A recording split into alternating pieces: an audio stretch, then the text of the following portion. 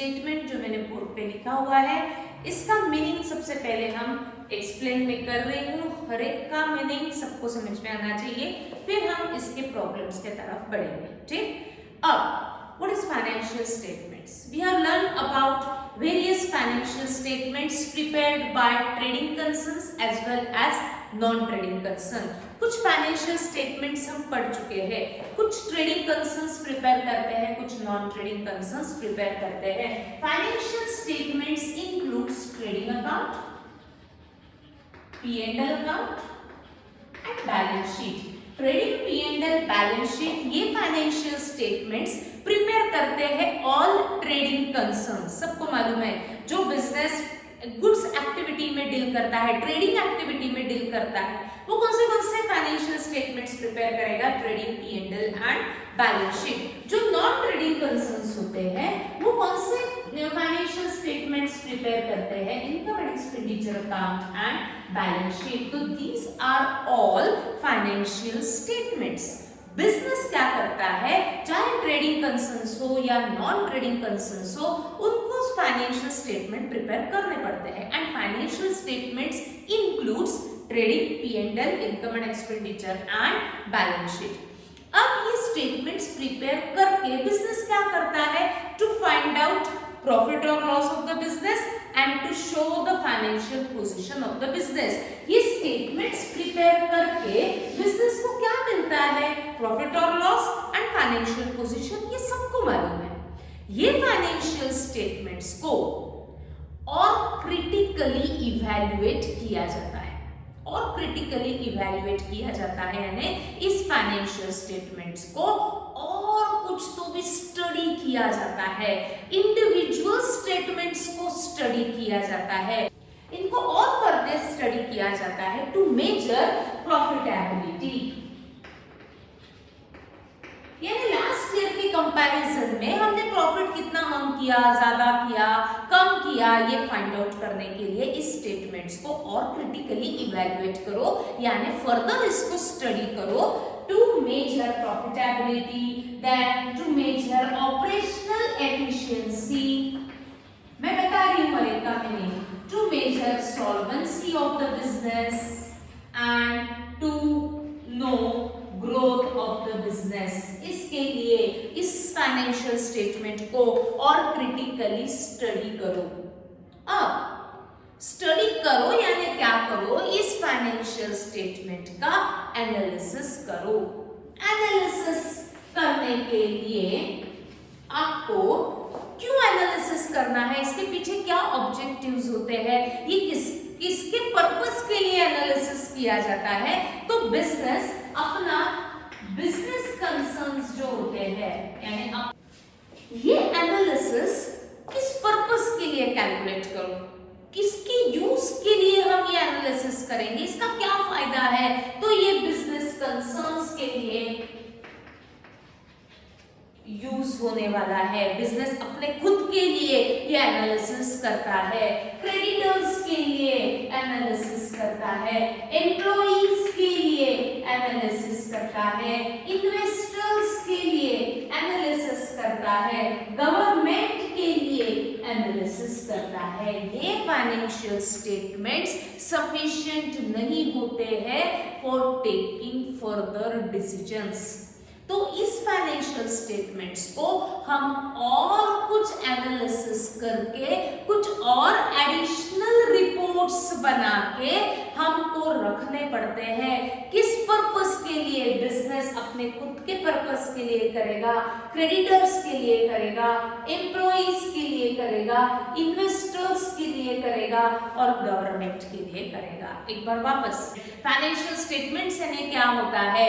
Financial statements include trading, P&L, income and expenditure account and balance sheet. ये हर organisation को ये financial statements prepare करने पड़ते हैं for calculating profit loss and to show the financial position of the business. But इस financial statement को business क्या करता है? फर्दर इवैल्यूएट करता है, फर्दर स्टडी करता है। क्यों स्टडी किया जाता है? इसके पीछे क्या पर्पस है? किसके लिए स्टडी किया जाएगा? To measure profitability of the business, to know operational efficiency of the business, to show growth of the business और to know the solvency of the business. बहुत सारे ऑब्जेक्टिव्स होते हैं जिसके लिए ये फाइनेंशियल स्टेटमेंट्स को हमें फर्दर स्टडी करना पड़ता है। स्टडी करके फायदा क्या, किस किस के लिए ये फायदा होगा, ये एनालिसिस हम किसके लिए करेंगे, तो बिजनेस अपने खुद के लिए करेगा, क्रेडिटर्स के लिए करेगा, इन्वेस्टर्स के लिए करेगा, अपने एम्प्लॉइज के लिए करेगा और गवर्नमेंट के लिए करेगा। अब ये क्यों करता है एनालिसिस? एनालिसिस बिजनेस अपने पर्पस के लिए करता है, यानी क्यों करता है?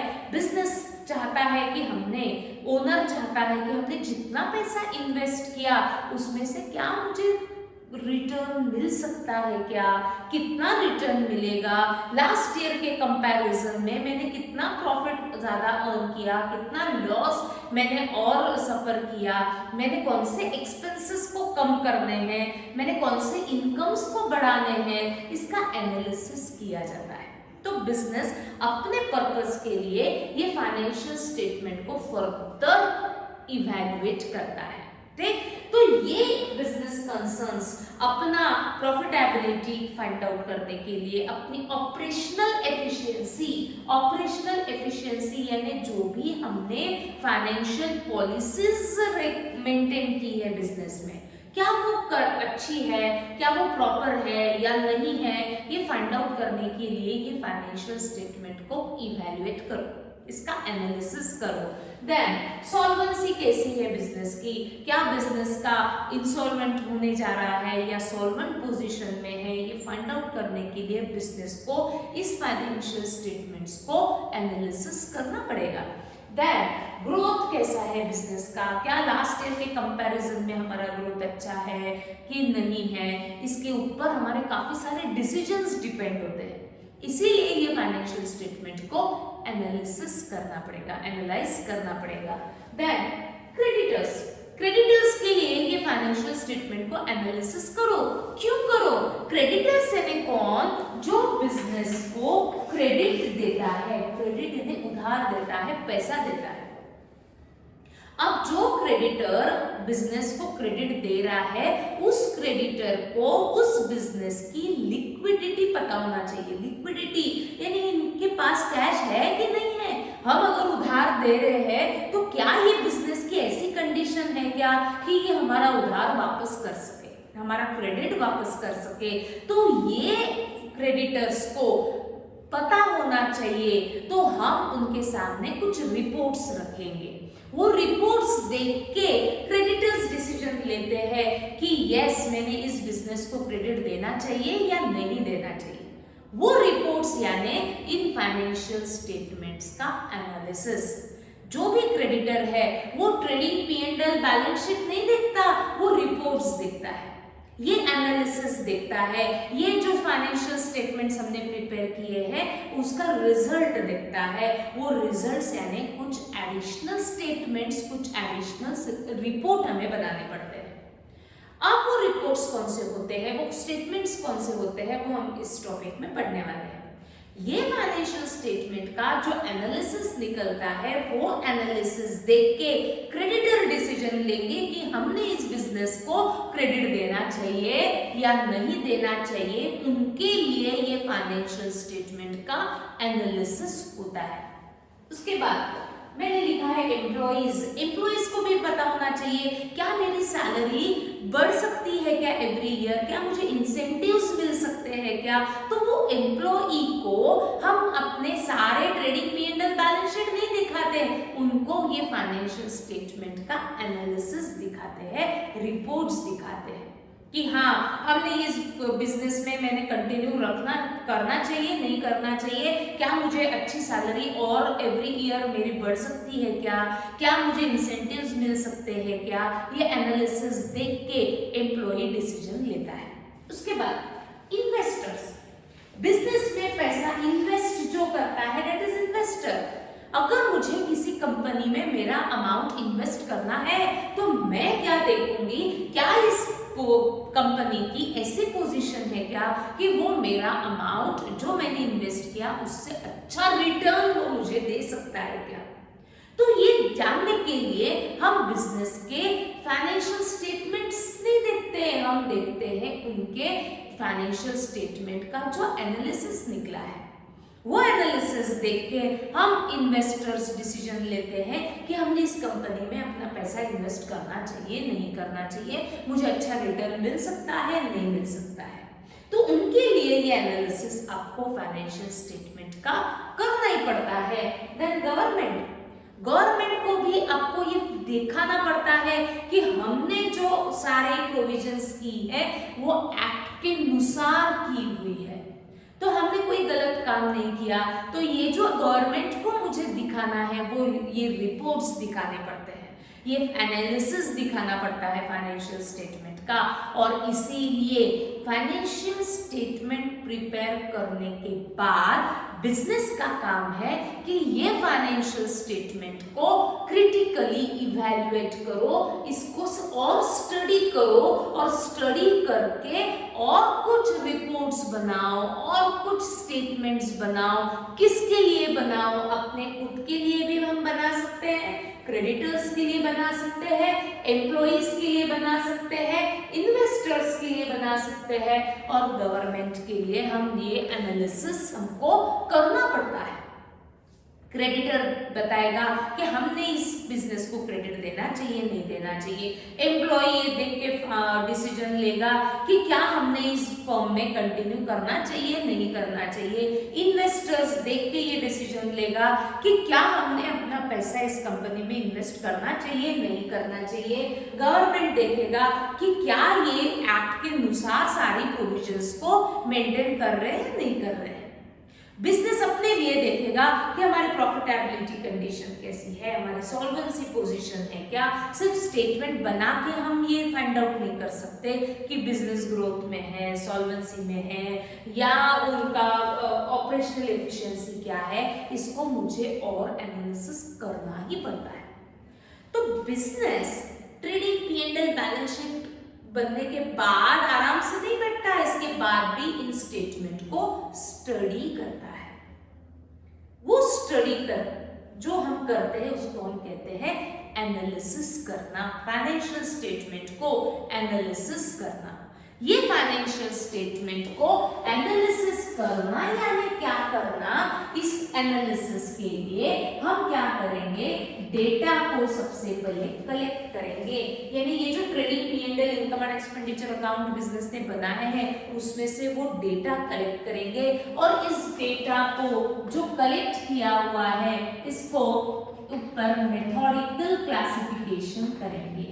मेथोडिकल क्लासिफिकेशन यानी बहुत सारे रिपोर्ट्स, हम उस डेटा को रिपोर्ट्स बनाएंगे, कुछ और स्टेटमेंट्स बनाएंगे, और फिर ये जो रिपोर्ट्स और स्टेटमेंट बनाए हैं उसको इंटरप्रेट करेंगे। इंटरप्रेट यानी ये रिपोर्ट से जो भी रिजल्ट्स निकले हैं उसको मीनिंग एक्सप्लेन करेंगे, और ये रिपोर्ट्स लोगों के सामने रखेंगे। किस किस के सामने रखेंगे? Creditors, employees, investors, government. और ये रिपोर्ट्स देख के सब डिसीजन लेंगे कि हमने क्या करना चाहिए। हम खुद भी डिसीजन लेंगे कि हमने कौन से एक्सपेंसेस कम करने हैं, कौन से इनकम्स बढ़ाने हैं, कौन सी असेट्स खरीदनी है, कौन सी लायबिलिटीज को पे ऑफ करना है। ये रिपोर्ट्स देख के डिसीजन लिया जाता है।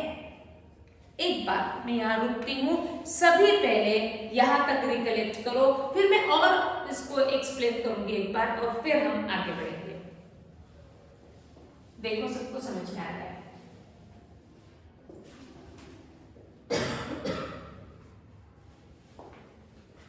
सबसे पहले फाइनेंशियल स्टेटमेंट्स कौन से होते हैं? Financial statements trading, P&L, income and expenditure and balance sheet. ये स्टेटमेंट्स प्रिपेयर करके क्या ऑब्जेक्टिव फुलफिल होता है? टू नो प्रॉफिट और loss and to show financial position. But सिर्फ इतना सफिशिएंट नहीं होता। ये फाइनेंशियल स्टेटमेंट्स को बिजनेस क्या करता है और फर्दर स्टडी करता है, उसका एनालिसिस करता है।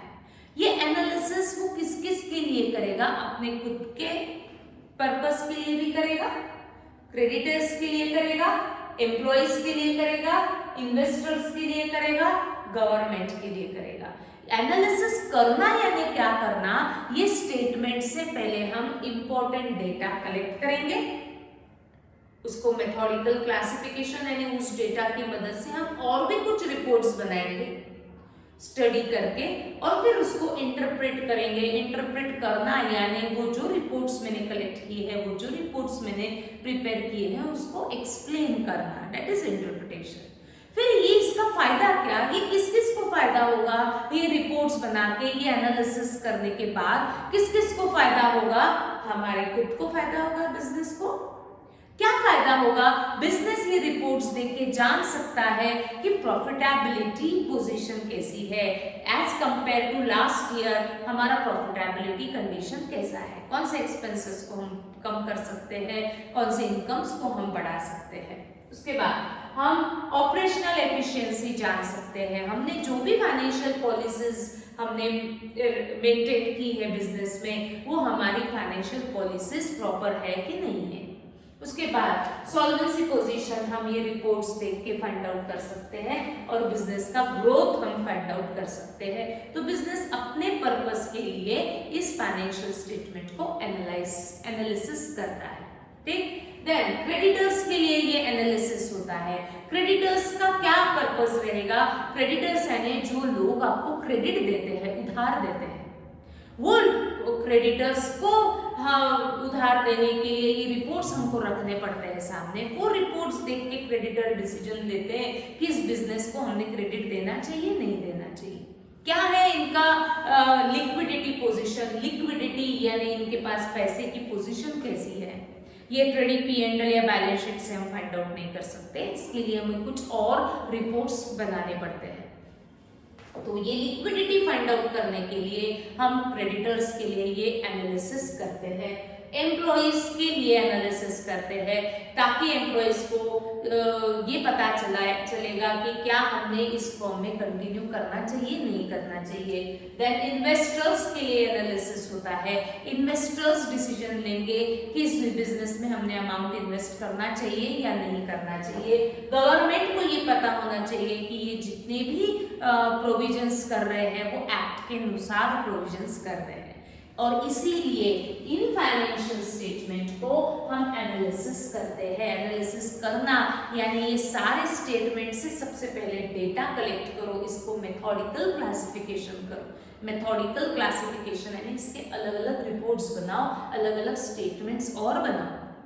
जो स्टेटमेंट्स हम बनाएंगे, वो रिपोर्ट्स जो हम बनाएंगे उसको इंटरप्रेट करो, यानी इसका मीनिंग एक्सप्लेन करो। किसके लिए करो, अपने लिए करो, क्रेडिटर्स के लिए करो, इन्वेस्टर्स के लिए करो, एम्प्लॉयज के लिए करो, गवर्नमेंट के लिए करो। अब ये रिपोर्ट्स कौन से होते हैं और कैसे बनते हैं रिपोर्ट्स, आगे बढ़ते हैं। रिपोर्ट्स आपको क्या क्या मेंटेन करने पड़ते हैं, कौन से और एडिशनल स्टेटमेंट्स हम प्रिपेयर करेंगे। तो बिजनेस प्रिपेयर करता है कैश फ्लो स्टेटमेंट, सिर्फ सुनना है अभी। बिजनेस सेकंड रिपोर्ट बनाता है common size statement. Business next report बनाता है कंपैरेटिव स्टेटमेंट।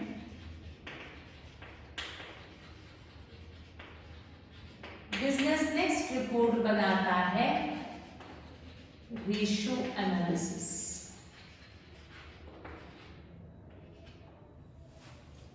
तो ये सारे रिपोर्ट्स, ये सारे स्टेटमेंट बिजनेस को प्रिपेयर करने पड़ते हैं after preparing financial statements.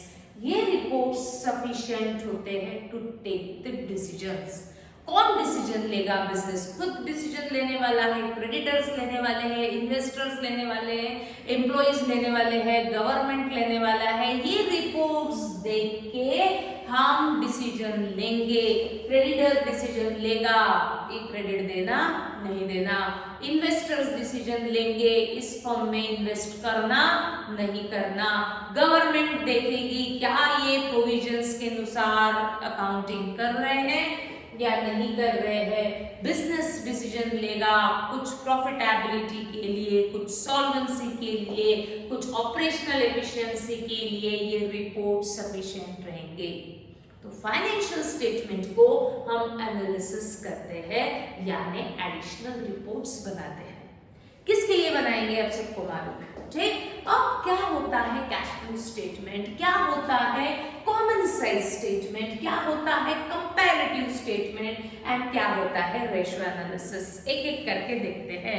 Cash flow statement, इस स्टेटमेंट में बिजनेस क्या करेगा, कैश का फ्लो देखना है। यस, स्टेटमेंट का नाम ही है कैश फ्लो स्टेटमेंट। तो कैश का फ्लो देखेगा, यानी कितना कैश इनफ्लो है और कितना कैश का आउटफ्लो है, यानी बिजनेस के लिए कितनी कैश अंदर आ रही है और कितनी कैश बाहर जा रही है। तो ये cash flow statement basically deals with cash, कितना कैश का इनफ्लो है एंड कितना कैश का आउटफ्लो है।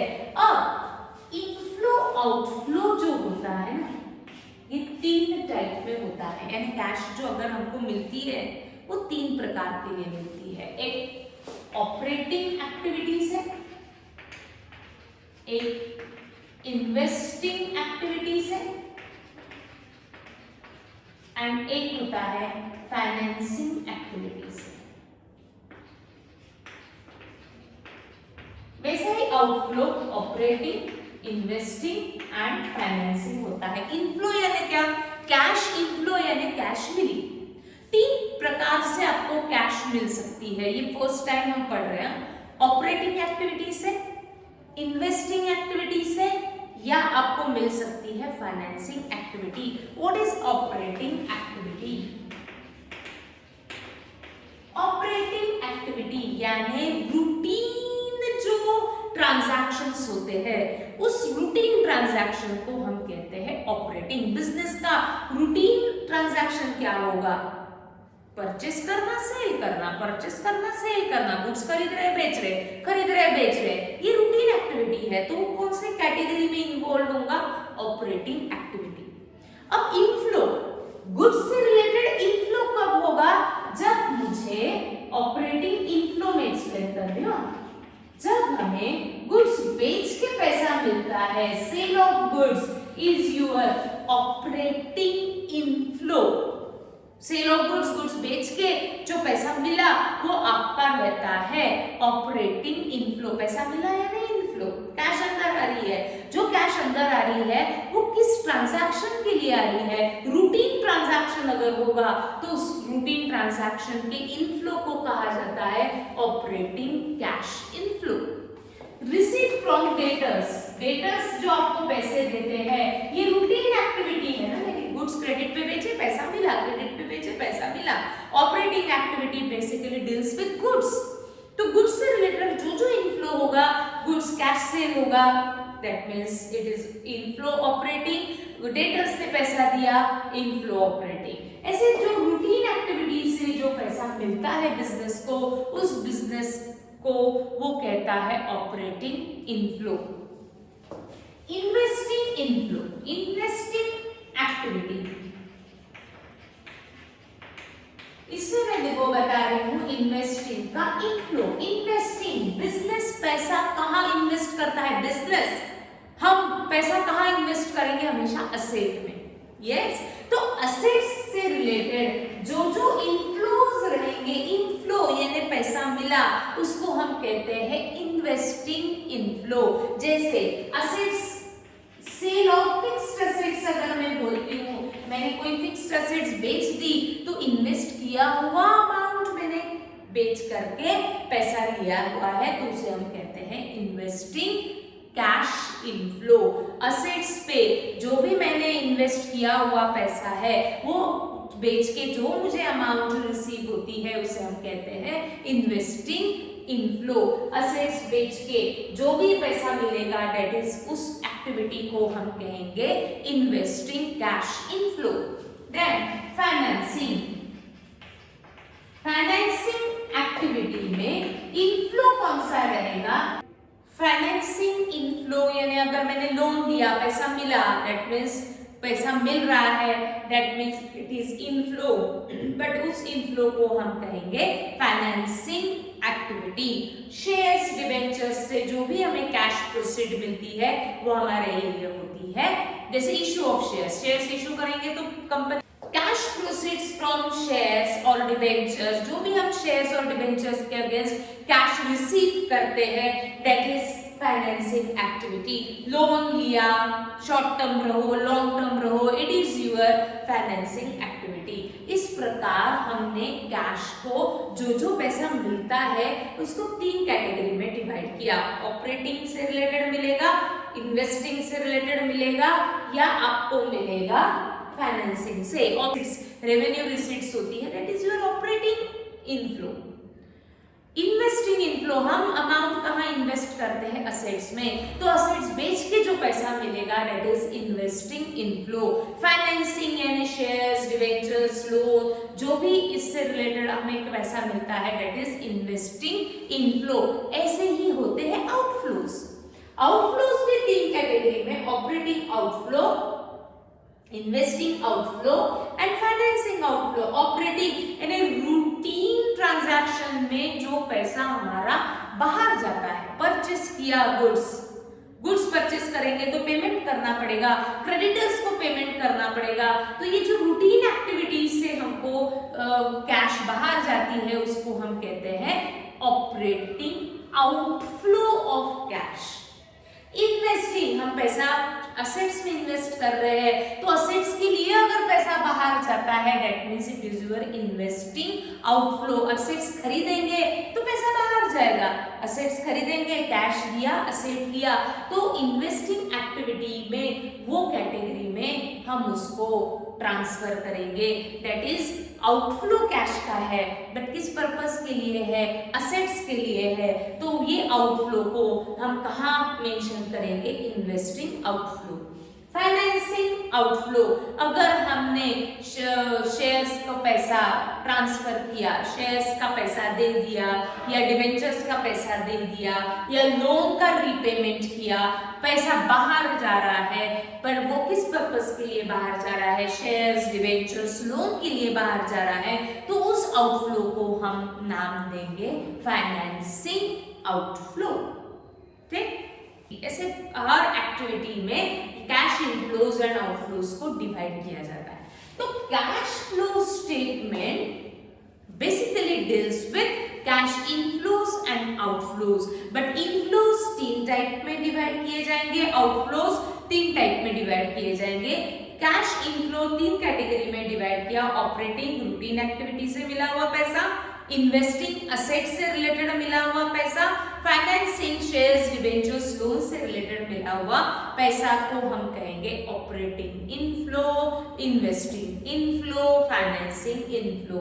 ऐसे ही होते हैं आउटफ्लो। आउटफ्लो यानी पैसा बाहर गया, 3 कैटेगरी में पैसा बाहर जाएगा, routine that is operating outflow, investing asset से रिलेटेड पैसा बाहर गया, and financing shares, debentures, loan के लिए अगर बाहर जाता है पैसा तो उसे हम कहते हैं फाइनेंसिंग आउटफ्लो। तो इस तरीके से ये cash flow statement basically deals with cash, तो ये बताएगा बिजनेस का लिक्विडिटी पोजीशन। लिक्विडिटी यानी इनके पास पैसा कितना है, कैश में ये कैसा रन करते हैं बिजनेस, तो ये आपको बताएगा कैश फ्लो स्टेटमेंट। तो after preparing financial statement, business को ये कैश फ्लो स्टेटमेंट प्रिपेयर करना है और इसमें दिखाना है कि कितने इनफ्लोज है, कितने आउटफ्लोज है, और उसके अनुसार फिर डिसीजन लिया जाता है। लेंगे डिसीजन क्रेडिटर्स, लेंगे डिसीजन इन्वेस्टर्स, लेंगे डिसीजन एम्प्लॉइज, लेंगे डिसीजंस गवर्नमेंट। ठीक, then common size statement. Common size statement में हमें क्या करना है कि हमने जितनी भी incomes, expenses, assets, liabilities record किए हैं, हर एक को परसेंटेज में कन्वर्ट किया जाता है। यानी सपोज मेरे पास बैलेंस शीट है, बैलेंस शीट में लैंड है, बिल्डिंग है, मशीनरी है, फर्नीचर है, तो हर एक का परसेंटेज निकालो। टोटल असेट में लैंड एंड बिल्डिंग का अगर मैं परसेंटेज निकालती हूं तो कितना टोटल असेट में मेरे लैंड एंड बिल्डिंग में परसेंटेज है, यानी जैसे 20% दिख रहा है तो टोटल असेट का 20% इस फर्म के पास, इस बिजनेस के पास लैंड एंड बिल्डिंग है। टोटल असेट में अगर 10% बिल्डिंग का परसेंटेज जाता है तो 10% बिल्डिंग में पैसा इन्वेस्टेड है। इस प्रकार डिसीजन लिए जाते हैं। तो कॉमन सेंस स्टेटमेंट में हमको क्या करना है, हर एक एंट्री का परसेंटेज कैलकुलेट करना है। टोटल असेट में इंडिविजुअल असेट कितना परसेंटेज में रिकॉर्डेड है, ठीक। देन कंपैरेटिव स्टेटमेंट, कंपैरेटिव नाम सुन के पता चल रहा है कि कुछ ना कुछ कंपेयर करना है। क्या कंपेयर करना है, इनकम लास्ट ईयर का कितना था, करंट ईयर में कितना है, एक्सपेंसेस लास्ट ईयर में कितने थे, करंट ईयर में कितने हैं, असेट्स लास्ट ईयर में कितनी थी, करंट ईयर में कितने हैं, लायबिलिटीज लास्ट ईयर में कितने थे, करंट ईयर में कितनी है, लास्ट ईयर का प्रॉफिट करंट ईयर के प्रॉफिट से कंपेयर करो and take the decision. Last year के असेट्स करंट ईयर्स के साथ कंपेयर करो, टेक द डिसीजन। चाहे असेट्स बढ़ रही कम हो रही, लायबिलिटीज बढ़ रही कम हो रही, तो ये कहाँ मेंशन करेंगे, comparative statement. Ratio analysis, ratio यानी क्या कि ये दो वेरिएबल्स का रिलेशन यानी रेशियो, दो वेरिएबल का रिलेशन यानी रेशियो, यानी इसमें हमें बहुत सारे रेशियोज कैलकुलेट करने पड़ते हैं। ग्रॉस प्रॉफिट का रिलेशन विद सेल्स कितना है, नेट प्रॉफिट का रिलेशन विद सेल्स कितना है, ऑपरेटिंग प्रॉफिट का रिलेशन विद सेल्स कितना है। अगर ग्रॉस प्रॉफिट रेशियो इज 20% यानी क्या, नेट प्रॉफिट इज 10% यानी क्या, ये रेशियो को कैलकुलेट करते हुए हम डिसीजन ले सकते हैं कि हमने पैसा इस बिजनेस में इन्वेस्ट करना चाहिए या नहीं करना चाहिए। तो इस तरीके से रेशियोज कैलकुलेट किए जाते हैं, ठीक। तो रेशियो एनालिसिस, इसमें हम क्या करेंगे, दो वेरिएबल्स का कंपैरेटिव स्टेटमेंट बना के रेशियोज कैलकुलेट करने पड़ते हैं, ठीक। इस तरीके से कैश फ्लो स्टेटमेंट हम कैसे दिखाएंगे, कैसे प्रिपेयर करेंगे, कैसे operating inflow outflow, operating investing inflow outflow कैसे रिकॉर्ड करना, या हमको पढ़ना है। कॉमन सेंस स्टेटमेंट में इंडिविजुअल परसेंटेज कैसे कैलकुलेट करना हमको पढ़ना है।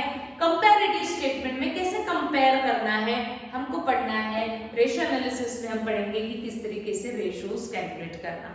तो कैसे करना ये हम धीरे धीरे कल से पढ़ेंगे। बेसिक मैंने अभी एक्सप्लेन किया हुआ है, कल बढ़ेंगे आगे। Thank you.